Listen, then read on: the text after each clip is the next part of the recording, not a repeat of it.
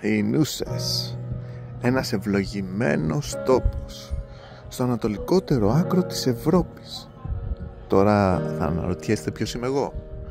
Ας πούμε ότι είμαι ο αφηγητής σας σήμερα, ο αφηγητής των δύο ηρώων μας και ενός τόπου με μακριά ναυτική παράδοση.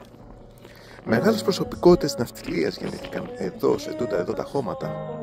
Και εδώ φτάσαμε, κυρίες και κύριοι, στο σχολείο των δύο ηρώων, που εδώ πέρα υπάρχει ηρεμία, γαλήνη. Θα σταματήσετε επιτέλους με αυτή την μπάλα!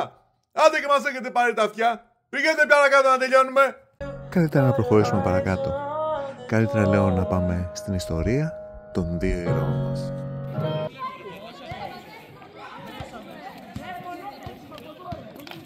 Άντε ρε φίλε, τι θα γίνει, πόση ώρα πρέπει να σε περιμένω δηλαδή? Τι ρε, η χρήση του ρε, ανάλογα με τις περιστάσεις της επικοινωνίας, μπορεί να θεωρηθεί είτε προσβλητική είτε ένδειξη ποιότητας. Sorry ρε φίλε, αλλά γίνεται χαμός στο σπίτι και δεν μπόρεσα να φύγω νωρίτερα. Εσύ τι άλλα, ψήσατε καναρνάκι? Μια χαρά ρε φίλε, βάλαμε στη σούλα με τον πατέρα μου 2 αρνιά και 3 κοκορέτσια. Τρώμε ακόμα και σήμερα.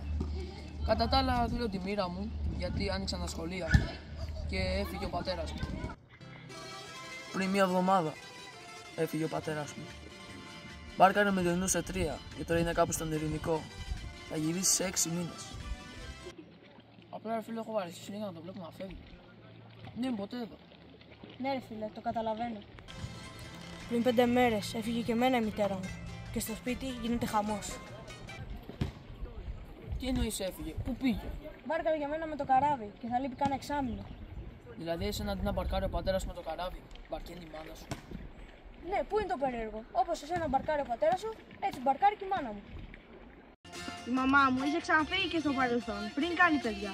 Αλλά τώρα με το μεγάλο μου αδερφό να έχει φύγει για το πανεπιστήμιο, χρειαζόμασταν λίγα παραπάνω χρήματα και έτσι ξαναέφυγε. Τι έγινε, έπαθες εγκεφαλικό? Όχι, απλά το έκανα εικόνα. Πόσο διαφορετικές παίζει να είναι οι ζωές μας? Πόσο μεγάλη διαφορά να έχουν? Αφού πριν 1 εβδομάδα σε εμάς... Άντρα μου, τα ταπεράκια που σου ετοίμασα μην ξεχάσεις να βάλεις στη τσάντα. Και ζακέτα να φοράς, λεβέντη μου. Μη τυχόν και κρυώσεις που θα σε μακριά και δεν μπορώ να σε γιατροπορέψω. Ναι γυναίκα μου, θα πάρω και τα ταπεράκια, θα πάρω και τη ζακέτα που μου έβλεξες. Και αυτό το βιβλίο του Νίκου Καβαδία να πάρεις, άντρα μου. Να σου κρατάει συντροφιά τα κρύα βράδια που θα σε μοναχός σου. Αμά βρε γυναίκα, δεν πάω στον πόλεμο. Τι είναι όλα αυτά που με ετοίμασες? Σχώρα, άντρα μου. Απλά θέλω να σε στείλω προετοιμασμένα στα καράβια που θα πας. Μη μου θυμώνεις. Το ξέρω το κάνεις επειδή με αγαπάς, αλλά δεν είναι υπερβολή λίγο όλα αυτά? Φεύγω. Θα προσπαθήσω να έρθω όσο πιο γρήγορα γίνεται. Αλλά θέλω μια χάρη από σένα.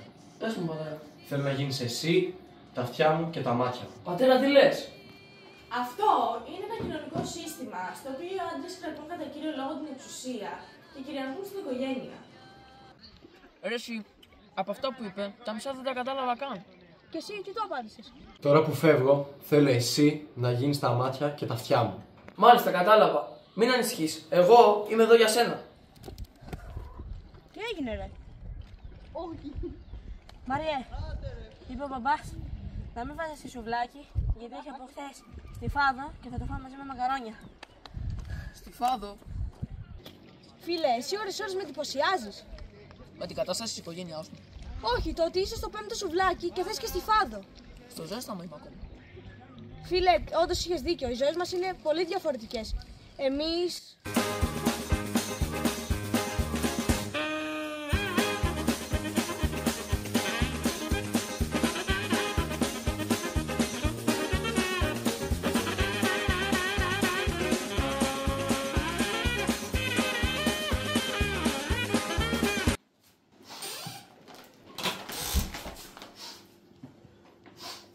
Πρασίδα, τι έπαθες?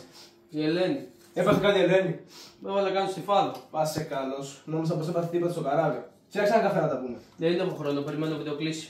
Κάνει υπομονή και ο ουρανός θα γίνει πιο γαλανός. Να σου πω, δεν σταματάς τα αστεία σου. Και πάρε και το μικρό να πάτε στο χασάπι, φέρετε το κουνέλι. Καλά, θα πάω. Άμα είναι να σε κάνω ευτυχισμένη μικρή μου γοργόνα, έφυγα. Να σου πω, βλέπεις τι κρατάω, Κρίμα. Καλά, καλά, χαλάρωσε. Αλήθεια έγιναν όλα αυτά σπίτι σου? όχι ακριβώς. Δηλαδή. Να σου πω, δεν σταματάς τα αστεία σου. Άντε και πάρ' το μικρό απάντα στο χασάπικα, φέρτε το κουνέλι. Καλά, θα πάμε. Να αποκτήσει και κανένα τρικό πρότυπο το παιδί. Ναι, ξέρω. Θα αρχίσει πάλι να μου μιλάς για την τέλεια εποχή σου. Που εσείς βγαίνατε, παίζατε μπάλα, πιάνετε την πέτρα και τη στίβατε. Και τι μάθατε από όλες αυτές τις αντρικές ιδιότητες, μένεις ακόμα με τη μαμά σου. Ένιωσο αγόρι μου και όταν μεγαλώσω θα σου πάρω εγώ το καλύτερο πιστόλι.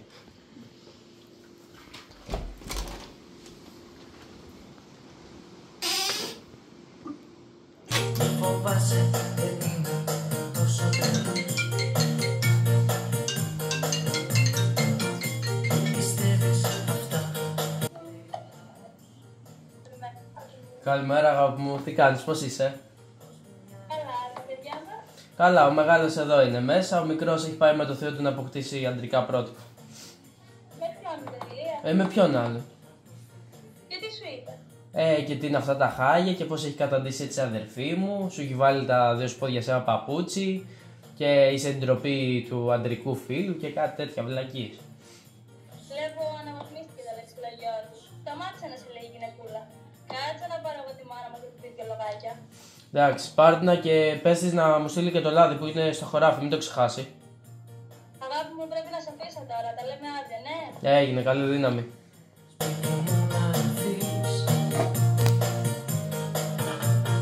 Καλά περνάτε κι εσείς. Μη γελάς, ο πατέρας μου τα έχει παίξει. Ποιος η μικρή Άριελ? Γελάω όσο θες. Απλά κοίτα να δεις που τελικά οι ζωές μας είναι όντως πολύ διαφορετικές. Απλά συνδέονται με κάποιο τρόπο μέσω του αποχωρισμού. Κάτσε να σου εξηγήσω. Η θάλασσα μπορεί να χωρίζει τους ανθρώπους, αλλά ίσως τελικά να μην χρειάζεται να είσαι κοντά με τον άλλον για να είστε ενωμένοι. Η θάλασσα χωρίζει τους ανθρώπους, αλλά ίσως τελικά να μην χρειάζεται να είσαι κοντά με τον άλλον για να είστε ενωμένοι.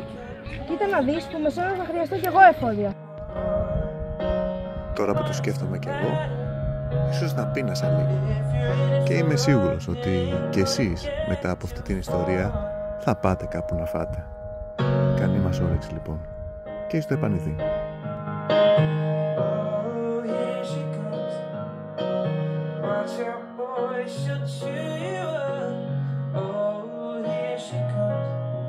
She's a man.